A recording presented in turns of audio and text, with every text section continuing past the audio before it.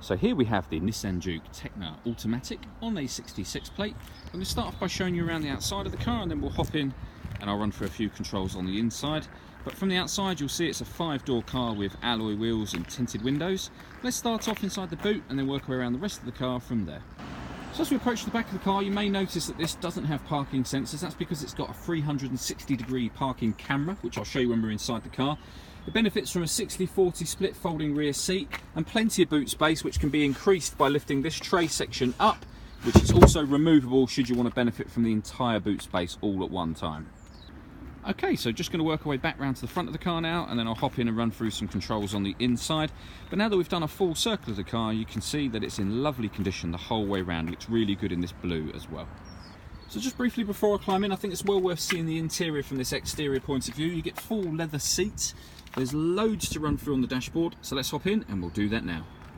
Okay, so we're going to start with the dials. On the left hand side we've got the rev counter, and on the right hand side the speedometer. In the middle you'll see the fuel gauge, coolant temperature gauge, and the total miles on this car, which are 5,482, so very low mileage for a 1-year-old car. And then beneath that some trip computer information, and the P that's in that box is to show you what gear the car is currently in. As this is an automatic, it's showing that we're in park. There's 2 green symbols just here.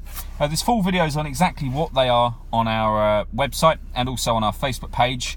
But blind spot monitoring system and lane departure warning system, well worth checking out the videos on those two. As we back out to the steering wheel, on the left hand side we've got stereo controls, and on the right hand side cruise control and speed limiter.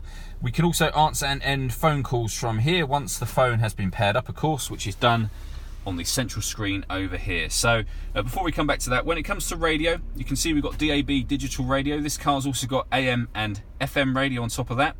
It also has a CD player.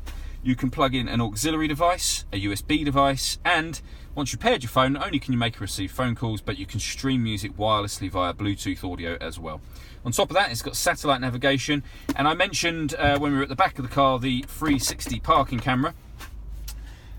That's it there. So what you can see on the right hand side is the reverse camera image with guidelines on the ground showing you where you're headed in relation to what you see behind you. And then on the left hand side, that is a bird's eye view of this car's current position.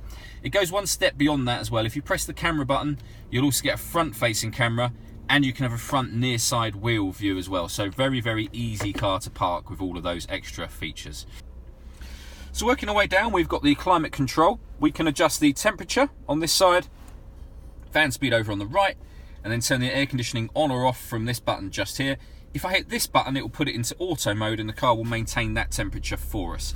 We can also, by pushing this button, change all of this so that we're now in a driver setup mode. We can change the car from normal to sport or eco, and it will affect things like the engine, the gearbox, the steering, and the climate control.